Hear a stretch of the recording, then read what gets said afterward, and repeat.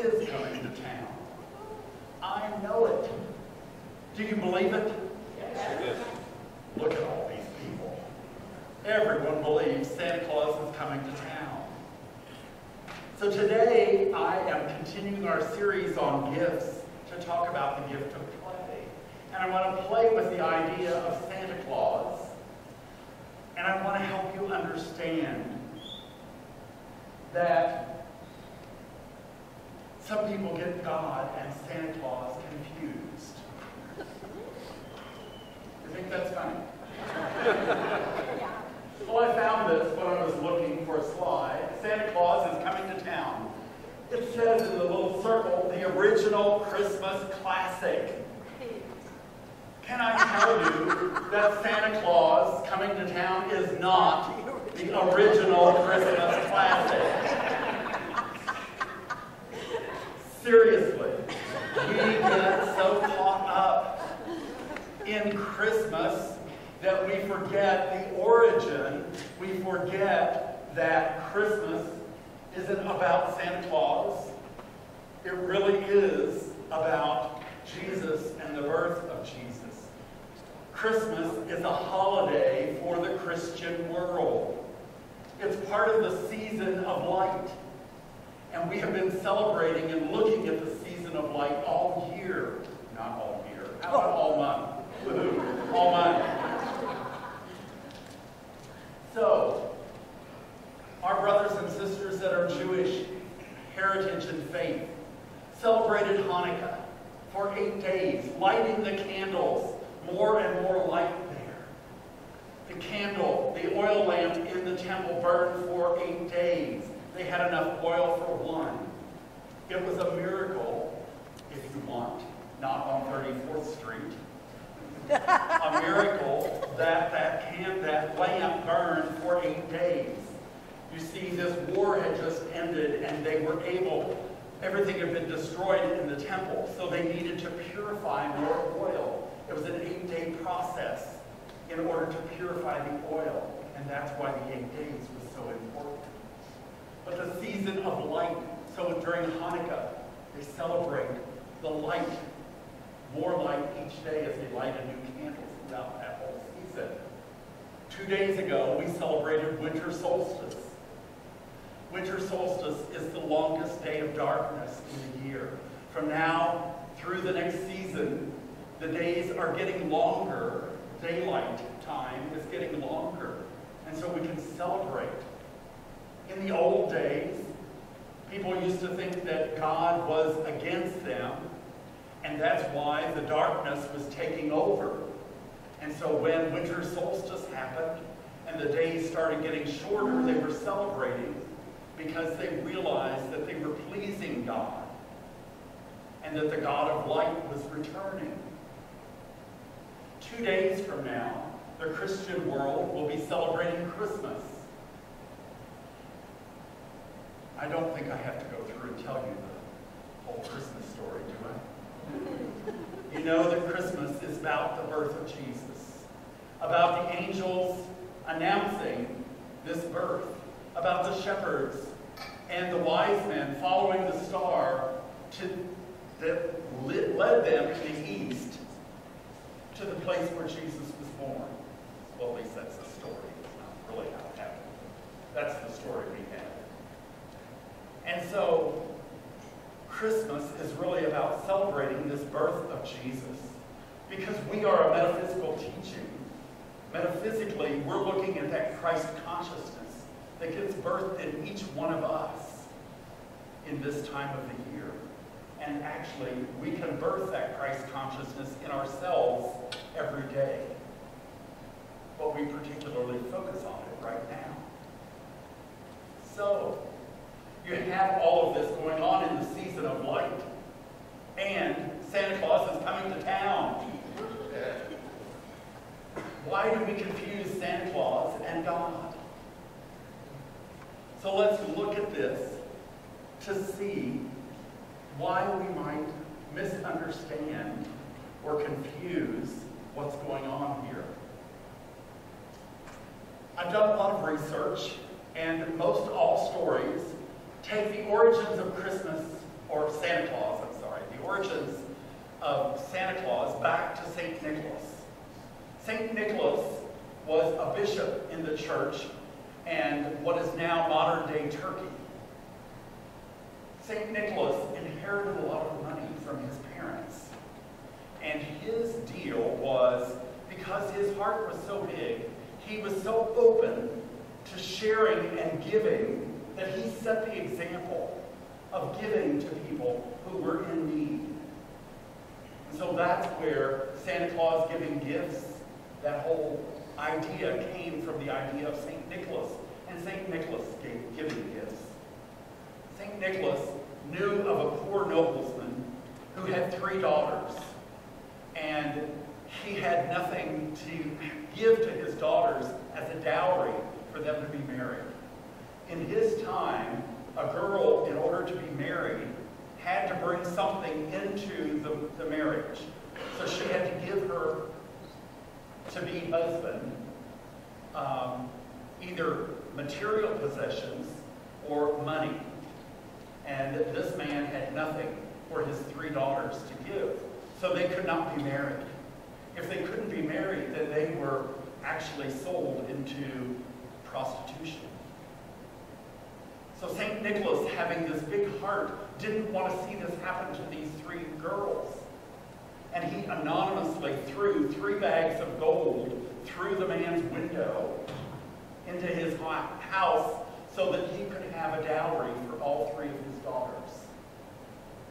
That is generosity. That is love. And that was the beginning of the spirit of Christmas. To give to somebody who couldn't give back to somebody who needed. Now, through the years, we've had a few things happen. We've had a little bit go on here in our picture of St. Nicholas, who sometimes was called St. Nick, sometimes called Father Christmas, Kris Kringle, before we got to the modern day Santa Claus. St. Nicholas began being depicted in his robes, his bishop robes of red and white. And you see a little precursor here. It morphed then, but it wasn't until the 20th century that they morphed this into the red and white outfit of Santa Claus. But as I looked at the picture of St. Nicholas, it's like, oh, red and white, and a big white beard. Can you see how this moves from one image into another? What I also learned in my research was that in some of the cultures, it wasn't just about St. Nicholas. In the Dutch culture, you had another character that after a while they brought in with St. Nicholas. Because why did you create all this? You created it because you were trying to get the kids to be good, right? And so what do you do with the kids that aren't good? So St. Nicholas would bring presents to the good little girls and boys. And he had a sidekick that is Black Peter. I can't tell you the Dutch name, but it's online everywhere. So Black Peter took care of the kids that were not good. He would stuff them in a bag and take them back to his place where he would beat them. Merry Christmas. Do you think that's a way to get people to pay attention and make them good? In other European traditions, so that was in the Netherlands that a lot of that tradition came, and it came to America for a while with the Dutch community that came into New York. Other European traditions had Krampus. Krampus was Santa's sidekick. Krampus is half goat, half demon. And Krampus would take care of the naughty little boys and girls. The same kind of thing, Krampus would stuff them into his bag. Actually, he spanked them first. Then he stuffed them in his bag and took them back to his place to beat them. Don't we love these traditions? Can you see how when we came to this country, Some of those traditions might have come, but then that didn't sound so good, so we'll just let Santa Claus take care of everything. So Santa Claus is coming to town. Are you going to get a lump of coal? Are you going to get stuffed in a sack and beaten? Or are you going to be good so that you get good presents? It really is our choice, how we act and how we show up in the world. I found this quote. I thought this was interesting because it's from Harold Kushner. Harold is a rabbi. So here you have a Jewish man talking about Santa Claus. And what he says is, we have confused God with Santa Claus. And we believe that prayer means making a list of everything you don't have but want, and trying to persuade God that you deserve it. Now, I'm sorry, that's not God, that's Santa Claus. So can you see how we get confused, God and Santa Claus? I want to share a few more ideas and thoughts here with you of why people would get confused. So the first one is, God, we know, is omniscient. That means all-knowing. Well, don't we say the same thing about Santa Claus? Lisa sang that. Santa Claus is coming to town. He knows when you're sleeping. He knows when you're awake. He knows if you've been bad or good. It's a little creepy. But this all-knowingness of Santa can confuse us about, is this God or is this Santa Claus? We know that God is everywhere present. There's not a spot that God is not. And so as adults, we can even get confused about God and Santa Claus. How about the omnipresence? Santa Claus, we say, makes it around the world in one night. He's able to get into every house to deliver toys to good little girls and boys throughout the whole world. So that's being everywhere present. God is omnipresent. It can be a little confusing. Are we talking about God, or are we talking about a Santa God? So it's something to think about. In Jeremiah 23, verse 24, it says, "Can a person hide themselves in secret places so that I cannot see them, declares the Lord? Do I not fill heaven and earth, declares the Lord?" So God is everywhere. It's not Santa. Sorry, first your local. And the thought here that Santa is unchangeable and never aging, which means he's eternal. Over the years, Santa doesn't change. Santa is always the same. He's always depicted the same. This big roly-poly man in this red and white outfit with a big white beard. He's watching the children all the time. He knows who's naughty. He knows who's nice. And he comes and gives gifts. Do you ever see a picture of an aging Santa? It's always the same. But in reality, God is the only thing that is unchangeable. God is the same yesterday, today, and tomorrow. In Malachi 3:6 it says, "I, the Lord, do not change." In Matthew, the 13th chapter, the 8th verse says, Jesus Christ is the same yesterday, today, and forever. So God does not change. But yet we might get confused because we see the same image of Santa from the time we're a little child until we're an adult. God, Santa doesn't change there. And then what about this? Santa invites kids to come and sit on his lap and tell them what they want for Christmas. Children will write out a Christmas list of what they want. We as adults will write out a prayer list of what we want. Can you see how that can be confusing? Is this God that we're writing this list for? Or is it a Santa God?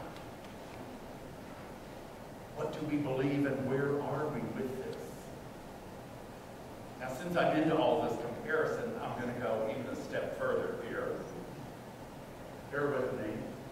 Santa Claus is going to come at night in the sky, from the sky, to us. And nobody knows when Santa is going to come. Now, true, some people will have a little tracker on the internet, and they're watching Santa go around the world. But basically, it's a mystery when Santa Claus is going to come.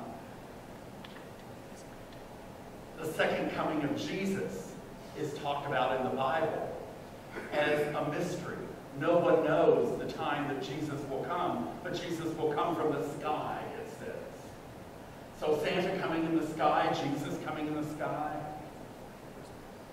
It's a little confusing. And then there's a little problem about judgment here.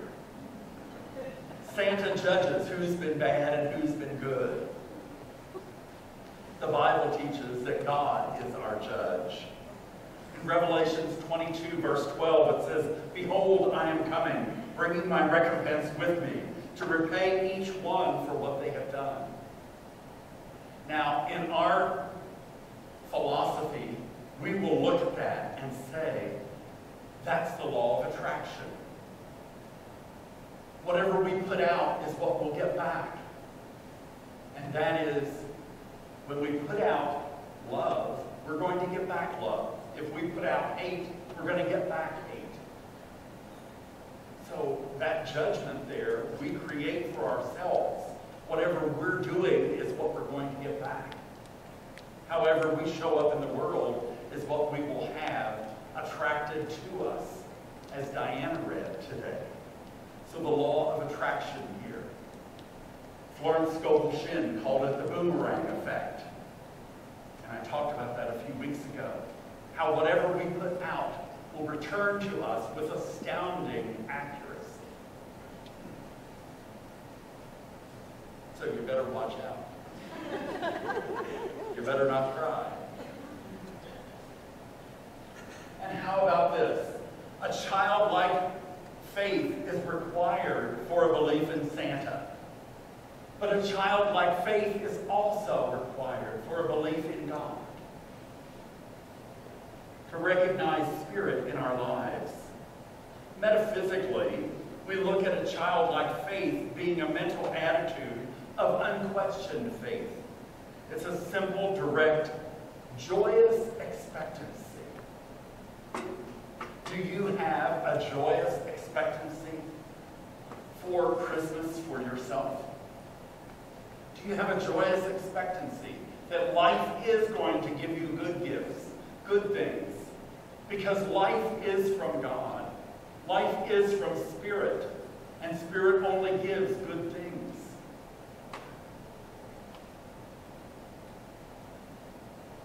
I know a lot of people have the positive expectancy and joyous expectancy from Santa Claus, but do you have that same thing from God? And if not, why not? Because God is our very life. Spirit is our life. God gave the ultimate gift, the Bible talks about, as Jesus being the ultimate gift to the world. Santa gives gifts. And so they're both giving gifts here. The Bible teaches that God is the giver of gifts and that Jesus was the best gift ever given. Metaphysically, to me, that shows the importance here of giving and receiving. Because we are made in the likeness and image of God, which means that God's nature is our nature. It doesn't mean that we look like God. It's that our qualities of life are the same. And so God's quality of giving is also within us. That's why the example of giving of St. Nicholas is attractive to us. Because that's part of our core and part of our belief here is that we will want to give to others. And know that as we give, we also receive back. That law of circulation does work in our lives. So I'm not pointing out these differences in God and Santa to try to demonize Santa. I read a lot of articles from fundamental Christians who were very negative about the whole Santa thing. And that's not my point. My point is to help you see how we can confuse God and Santa. Because a lot of the qualities look the same. So we need to be clear about what it is that we're thinking, knowing, and worshiping. And we do this with our children as well. And that confuses them. So I have a story I want to share with you. This is the story of little Leroy. Leroy went to his mother and demanded that he get a bicycle for Christmas. And the truth was, he hadn't been a very good boy this year. So his mother said, well, she was sure Santa Claus was not going to bring him a bicycle. And she just wanted him to know that she and his father were not going to get him a bicycle either. Well, this caused Leroy to throw a huge temper tantrum. So his mother said, get to your room. Just go to your room. And as he stomped off, she said, you might want to write a letter to Jesus and see if he can help you. So Leroy went to his room. He threw his temper tantrum, and when he was there and nobody was around and responding, he decided to calm down and maybe I'll just write Jesus a letter. So here's his letter. Dear Jesus, I've been a good boy this year and I deserve to get a bicycle for Christmas. Thank you very much. Oh, say hi to your dad, your friend Leroy. Now Leroy knew in his heart that he had not been a good boy this year. And he figured that Jesus probably knew this too. So he ripped up that paper and threw it away and decided to take another approach. Dear Jesus, I've been an okay boy this year, and I'll try to be better next year. I really want a new bicycle. Could you see that I get one? Yours truly, Leroy. Well, Leroy knew that that wasn't really the truth either. He hadn't been okay. And the bit about trying to be better next year was a complete lie. So he tore that letter up and threw it away. Then he wrote, Dear Jesus, I've thought about being a good boy this year. Can I please have a bicycle for my effort? Leroy. But when Leroy looked into his heart of hearts, he knew that he hadn't tried to be good at all. So he got very frustrated. He ripped up that letter and threw it in the trash can and stomped outside.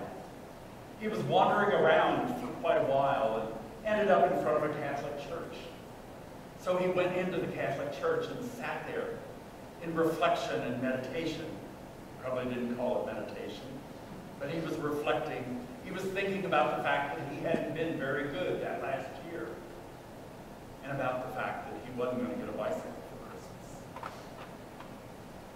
After a while, he decided he was ready to go back home, and took a deep breath, stood up, and started walking out of the church. As he walked out, he looked over and saw a table that had a lot of sacred statues on it. So immediately, he had an idea. He grabbed a small statue, ran out the door, went home, and hid it under his bed. Then he wrote his final letter. Jesus, I've got your mama. If you never want to see her again, get me a bike. You know who.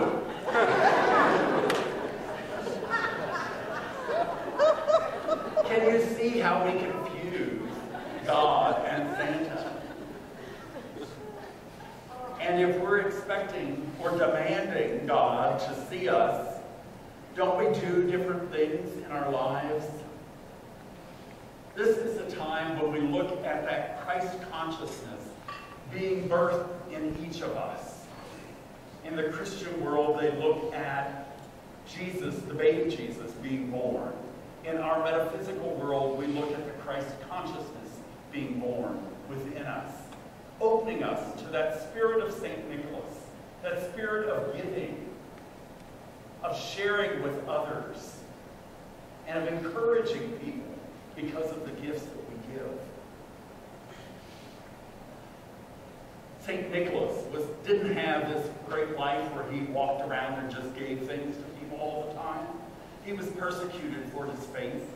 He was imprisoned for years. It was the Roman emperors that were doing this because his faith was different than theirs. Sometimes when we show up in the world and we say we honor all paths to God, people don't accept that very well. Because, they'll think my way is the only way. So you can't honor all paths to God. You're wrong. You're not going to heaven. You're going to hell. Whatever it is that they want to say. And we get to allow them their space because we do honor all paths to God. We let everybody have their space to relate to and understand God as they relate to it. And we can know that the love, the spirit, and the joy of this season can be brought to every situation. Because that's how we show up in the world. That's who we are. So I'd like to invite you into that spirit of love and joy, the spirit of birthing that Christ consciousness within you.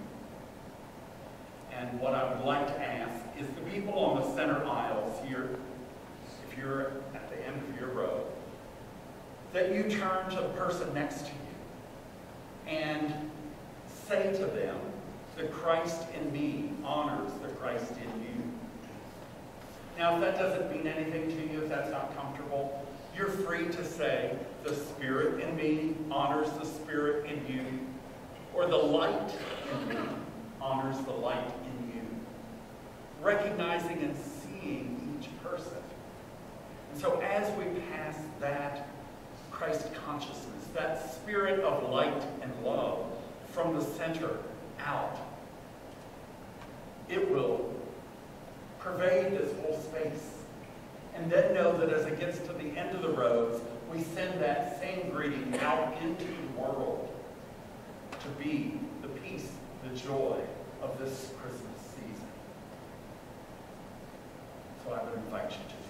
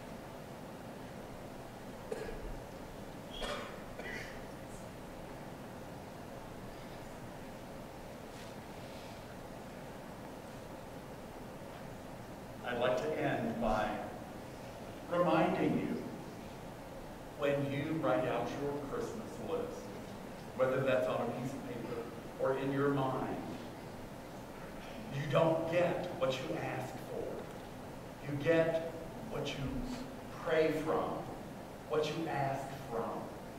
If you're asking from a spirit of, I have all I need, and I am blessing the world with my life, what you'll see. If you're coming from a place of, I have lack, I don't have all I need, who's going to give it from me? Get it to me or give it from me? That's what you're going to see is the lack. So know that who we are and where we come from is what will show up in our lives. I wish you a most blessed and joyous Christmas